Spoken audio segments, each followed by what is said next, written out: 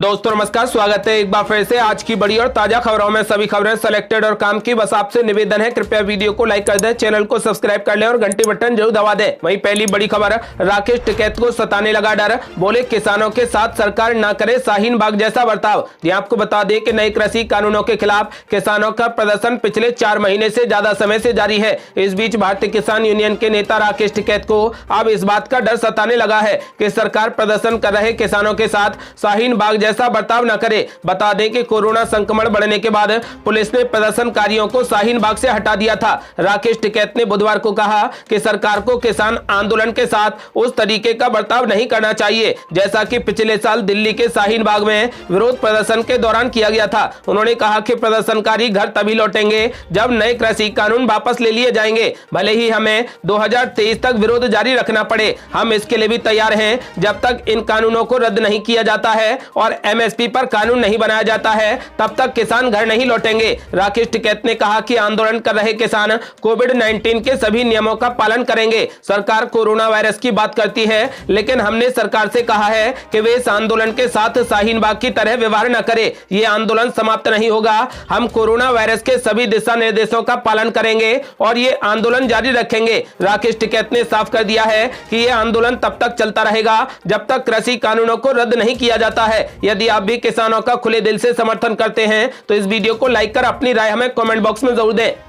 और ये बड़ी खबर, मुख्यमंत्री ममता बनर्जी ने बीजेपी पर बोला जोरदार हमला, बोली मैं बंगाल की शेरनी हूं, भाजपा के सामने नहीं झुकूंगी। आपको बता दें कि पश्चिम बंगाल में चौथे चरण के मतदान से पहले मुख्यमंत्री ममता बनर्जी ने भाजपा पर करारा हमला बोला। उन्होंने कहा कि मैं बंगाल की शेरनी हूं, भाजपा के सामने नहीं झुकूंगी। आपको बता दें कि एक चुनावी सभा में ममता बनर्जी ने मतदाताओं का मनोबल बढ़ाने के लिए कहा कि भाजपा असम से गुंडे लाती है, वो बम धमाका करते हैं और लोगों को डराते हैं। आप लोग न डरे, वो नहीं चाहते कि यहां की महिलाएं मतदान करें। केंद्रीय सुरक्षा बल माताओं और बहनों को मतदान करने से रोक रहे हैं। उन्होंने कहा कि यदि भाजपा सत्ता में आई तो असम की तरह राज्य में हिरासत शिविर बनाएगी। उन्होंने दावा कर दिया है कि भाजपा ने 14 लाख बंगालियों को डिटेंशन कैंप में रखा हुआ है जिनका कोई भी भविष्य नहीं है। उन्होंने पुलिस पर गरीबों की धरपकड़ का भी आरोप लगाया है। उन्होंने कहा कि भाजपा अपने पैसे से मेरा कुछ भी नहीं बिगाड़ सकती है। मैं बंगाल की शेरनी हूं, टूट जाऊंगी लेकिन झुकूंगी नहीं। उन्होंने कहा कि हम गुजरात के गुंडों को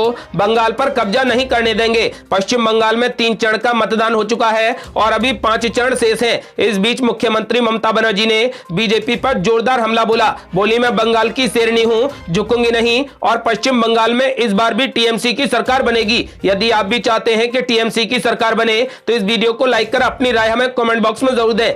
और ये बड़ी खबर, कांग्रेस का बड़ा ऐलान, यदि ममता बनर्जी का बंगाल में बहुमत नहीं आता है तो कांग्रेस करेगी खुला समर्थन। अधीर रंजन चौधरी ने दिया बड़ा जवाब। ये आपको बता दें कि पश्चिम बंगाल में कांग्रेस तृणमूल कांग्रेस के साथ कभी गठबंधन करने के मूड में तो नहीं है, लेकिन ऐसा इसलिए है जब बंगाल कांग्रेस के प्रदेश अध्यक्ष अधीर रंजन चौधरी से पूछा गया कि समय आने पर आप ममता बनर्जी को समर्थन करेंगे या फिर नहीं करेंगे, तो उन्होंने कहा कि इस काल्पनिक सवाल का अभी जवाब देना उचित नहीं होगा क्योंकि हमारी नजर नवना यानी मुख्यमंत्री कार्यालय पर टिकी हुई है और उस दिशा में आगे बढ़ रहे हैं। अधीर रंजन चौधरी ने कहा कि हम नहीं जानते कि ममता बनर्जी हार जाती हैं तो कहां पर जाएंगी क्योंकि राजनीति संभावनाओं की कला है। आपको बता दें कि कांग्रेस ने खुलासा कर दिया है कि वो ममता बनर्जी को यदि बहुमत नहीं आया तो ममता दीदी को कांग्रेस खुला समर्थन करेगी क्योंकि कांग्रेस बीजेपी को हर हाल में हराना चाहती है और यदि बीजेपी को हराना होगा तो कांग्रेस को टीएमसी को समर्थन देना ही होगा। बता दें कि पश्चिम बंगाल में 294 सीटों पर 8 चरण में चुनाव है। इसमें 3 चरण के चुनाव संपन्न हो चुके हैं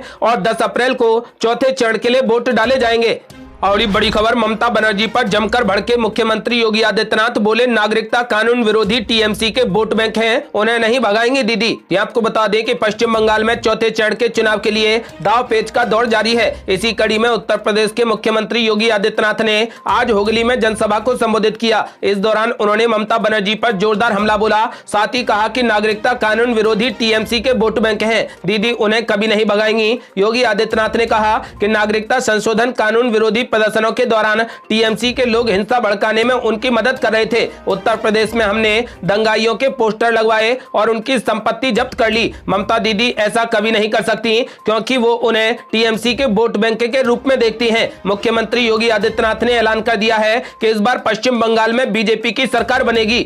और एक बड़ी खबर, महाराष्ट्र की राजनीति में तगड़ा बवाल। सचिन वाजे के आरोप पर बोले संजय राउत, उद्धव सरकार गिराने के लिए हो रही गंदी राजनीति। ये आपको बता दें कि मुकेश अंबानी के घर इंटीलिया के बाहर विस्फोटक से भरी स्कॉर्पियो मिलने और वाहन के कथित मालिक मनसुख हिरेन की संदिग्ध मौत के मामले में आरोपी मुंबई पुलिस क्राइम के पूर्व अधिकारी सचिन वाजे ने पत्र लिखकर धन उगाही के आरोप लगाए हैं। इसके बाद शिवसेना सांसद संजय राउत ने गुरुवार को कहा कि महाराष्ट्र में महाविकास आघाड़ी सरकार को गिराने और सरकार को अस्थिर करने के लिए गंदी राजनीति की जा रही है। उन्होंने कहा कि ऐसी साजिशें कामयाब नहीं होंगी। संजय राउत ने यह बयान दिया है और कहा है कि जब एक दिन पहले निलंबित पुलिसकर्मी सचिन वाजे ने एक पत्र में दावा किया है कि राज्य के पूर्व गृह मंत्री अनिल देशमुख ने मुंबई पुलिस में उनकी सेवा जारी रखने के लिए 2 करोड़ रुपए मांगे थे और एक अन्य मंत्री अनिल परब ने उनसे ठेकेदारों से पैसा इकट्ठा करने के लिए कहा था। शिवसेना नेता परब ने बुधवार को वाजे के दावों को खारिज कर दिया है और कहा है कि वो आरोपों की जांच का सामना करने के लिए तैयार हैं। उन्होंने दिवंगत शिवसेना प्रमुख बाला साहेब ठाकरे की कसम खाई और कहा कि उन्होंने कुछ गलत नहीं किया है। आपको बता दें कि संजय राउत ने ऐलान कर दिया है कि ये उद्धव सरकार को गिराने के लिए बड़ी साजिश रची जा रही है। और बड़ी खबर, देश में बढ़ रहा कोरोना का प्रकोप, बिना मास्क चुनाव प्रचार पर हाई कोर्ट ने चुनाव आयोग और केंद्र सरकार को भेजा नोटिस। यहाँ आपको बता दें कि देश में कोरोना के बढ़ते मामलों को देखते हुए दिल्ली हाई कोर्ट ने चुनाव प्रचार के दौरान मास्क पहनना सुनिश्चित करने के लिए अनुरोध संबंधी याचिका पर सुनवाई करते हुए चुनाव आयोग और केंद्र सरकार को नोटिस भेजा है। दिल्ली हाई कोर्ट में विभिन्न राज्यों में जारी चुनावों के दौरान किए जा रहे प्रचार में शामिल प्रत्येक व्यक्ति के लिए मास्क का इस्तेमाल अनिवार्य करने का अनुरोध करने वाली एक याचिका दायर हुई थी, जिस पर सुनवाई करते हुए गुरुवार को हाई कोर्ट ने केंद्र सरकार और चुनाव आयोग से जवाब तलब किया है। आपको बता दें कि ऐसा हो सकता है कि रैलियों और जनसभाओं में मास्क को अनिवार्य किया जाएगा। इस पर हाई कोर्ट ने चुनाव आयोग और केंद्र सरकार को नोटिस भेजकर जवाब मांगा है। और बड़ी खबर, कोरोना के बिगड़े हालात पर मुख्यमंत्रियों के साथ पीएम मोदी की बैठक, ममता बनर्जी नहीं होंगी शामिल। ये आपको बता दें कि कोरोना के बिगड़ते हालात को लेकर प्रधानमंत्री नरेंद्र मोदी सभी राज्यों के मुख्यमंत्री के साथ बैठक करने जा रहे हैं। बैठक में राज्यों के मुख्यमंत्री शामिल होंगे। हालांकि इस बैठक में पश्चिम बंगाल की मुख्यमंत्री ममता बनर्जी शामिल नहीं होंगी। बताया जा रहा है कि चुनाव प्रचार में व्यस्त होने की वजह से वो बैठक से नदारद रहेंगी। उनकी जगह राज्य के मुख्य सचिव शामिल होंगे। आपको बता दें कि देश में कोरोना संक्रमण के मामले तेजी से बढ़ते जा रहे हैं। कई राज्यों में कोरोना की दूसरी लहर बेकाबू होती जा रही है। बुधवार को कोरोना के 1,26,000 नए मामले सामने आए हैं, जो अब तक के आए आंकड़ों में सबसे ज्यादा हैं। काबू से बाहर हो रही महामारी को देखते हुए कई शहरों में पूर्णबंदी कर दी गई है, तो कई शहरों में नाइट कर्फ्यू समेत अन्य पाबंदियां लगा दी गई हैं। कोरोना की तेज लहर को देखते हुए पीएम मोदी ने राज्यों का हाल जानने के लिए बैठक बुलाई है। दरअसल पश्चिम बंगाल में विधानसभा चुनाव चल रहा है। प्रधानमंत्री नरेंद्र मोदी